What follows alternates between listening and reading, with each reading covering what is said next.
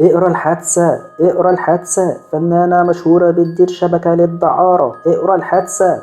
الكلام ده هو اللي كان بياعين الجرايد بيرددوه في شوارع القاهرة بعد إلقاء القبض على الفنانة ميمي شكيب في شقتها، وكان معاها مجموعة من الفنانات الشابات، وتم توجيه تهمة ليهم اتعرفت في وقتها بعملية الرقيق الأبيض.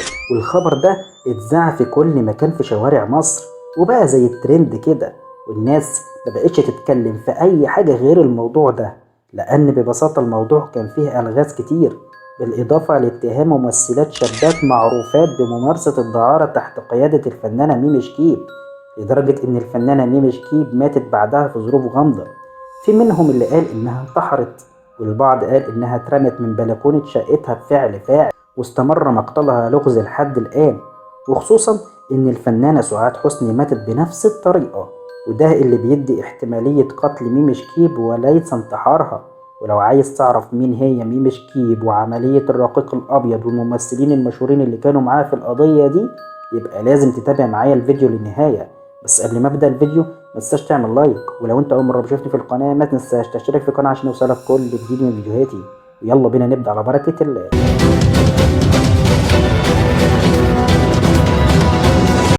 مين فينا ما يعرفش الصوت المميز والأداء المتقن والضحكة الرنانة واللي كانت بتتميز بيهم الفنانة ميمي شكيب؟ اتولدت أمينة شكيب أو ميمي شكيب في 25 ديسمبر سنة 1913 لعائلة غنية جدا من أصول شركسية، وكان أبوها شديد جدا في تربيته لولاده اللي هم ميمي وزوزو أختها، واللي ما كانش بيرضى يخرجهم من البيت إلا للضرورة القصوى، وده بحكم عمله لأنه كان مأمور اسم حلوان، يعني راجل شديد ومنضبط لأبعد الحدود.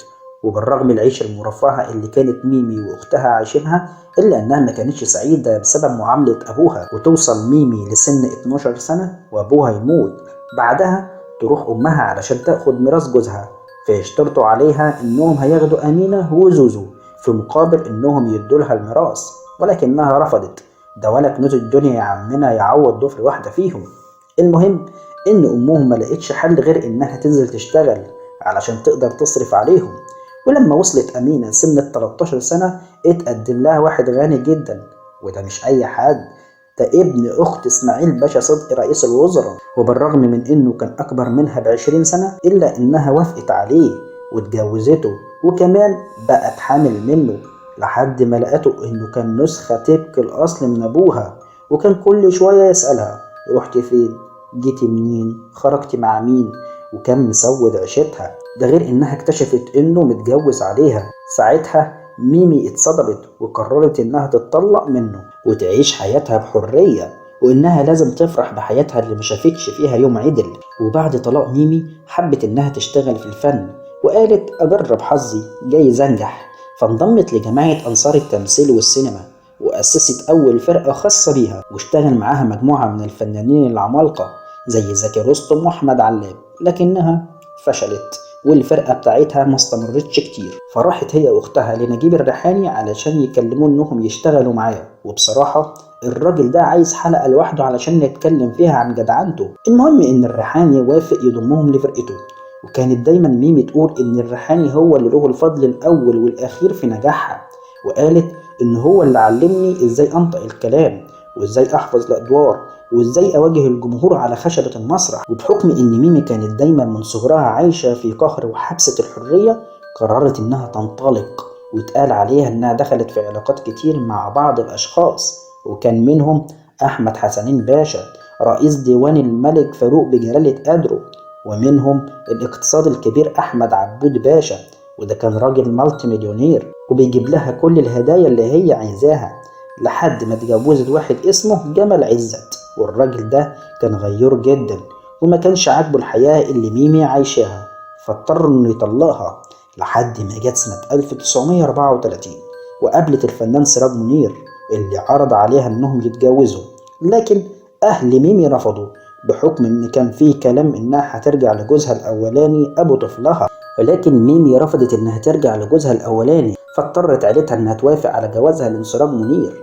ولكن الغريب بقى ان المرة دي ان عيلة سراج منير هي اللي اعترضت على جواز ابنهم من ميمي، فاضطر سراج منير انه يكلم الريحاني علشان يقنع اهله انه يتجوز من ميمي. وبالفعل قدر الريحاني إنه يقنع أهل سراج منير وإنه يوفق راسين في الحلال، واتجوزت ميمي من الفنان سراج منير، واستمر جوازهم 15 سنة، وعملوا مع بعض أفلام كتير لحد ما جت سنة 1957 ومات سراج منير بأزمة قلبية.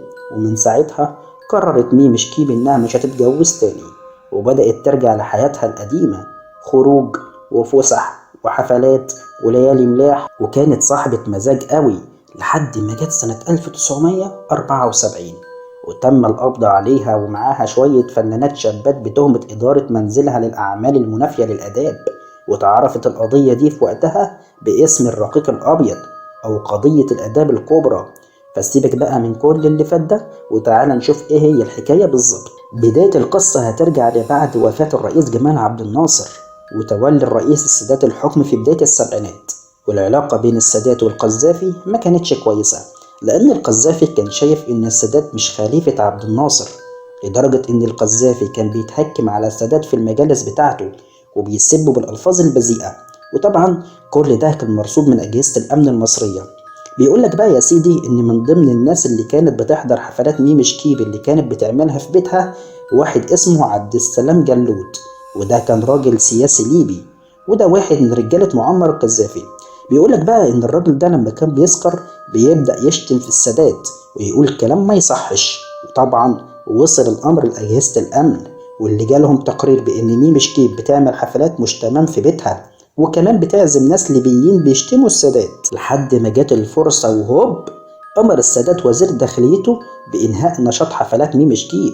وفي سنة 1974 تم القبض على ميمي شكيب ومجموعة من الفنانات الشابات، وبقت القضية حديث الشارع المصري لأكتر من 6 شهور، لدرجة إن ميمي شكيب كانت دايما بتعيط في محبسها وبتقول إن القضية متلفقة لها، ومن كتر العياط أصيبت بعمى مؤقت. وفي النهاية حكمت المحكمة ببراءة كل اللي ممسوكين في القضية دي، لأنه لم يتم ضبط المتهمات في وضع التلبس، ولكن تم القبض عليهم وهم بكامل ملابسهم. وكمان إنه تم القبض عليهم أثناء احتفالهم في مكان واسع وليس غرف مغلقة، وده وضع ما يسمحش ليهم بممارسة الفجور. وكل ده كان كافي علشان يتم الإفراج عن الجميع لعدم كفاية الأدلة علشان يتم إسدال الستار نهائيا على قضية الرقيق الأبيض. بعد ما شافت ميمي شكيب الويل في السجن، لدرجة إنها بعد ما خرجت من السجن خضعت لجلسات العلاج النفسي بسبب اللي شافته من السجناء في السجن من شتم وضرب وإهانة. بعدها خرجت ميمي من المصحة النفسية وهي محطمة وفقيرة ومعهاش حتى إنها تصرف على نفسها، وكل المخرجين وزمايلها بدأوا يتخلوا عنها، فلجأت لنقابة المهن التمثيلية لصرف معاش استثنائي ليها. واستمرت ميمي شكيب تعاني من ضيق العيش وقلة الأعمال الفنية لحد ما طلبها الفنان سمير صبري إنها تشارك معاه في فيلم السلخانة سنة 1982، وده كان آخر ظهور ليها على الشاشة قبل وفاتها، واللي كانت نتيجة وقوعها من بلكونة بيتها في سنة 1983 علشان يدفن معاها كتير من الأسرار اللي محدش يعرفها لحد الآن. والبعض قال إنها اتقتلت والبعض قال إنها انتحرت، لكن في النهاية أغلقت قضية وفاة ميمي شكيب سريعا، ليظل لغز وفاتها محل جدل إلى وقتنا هذا.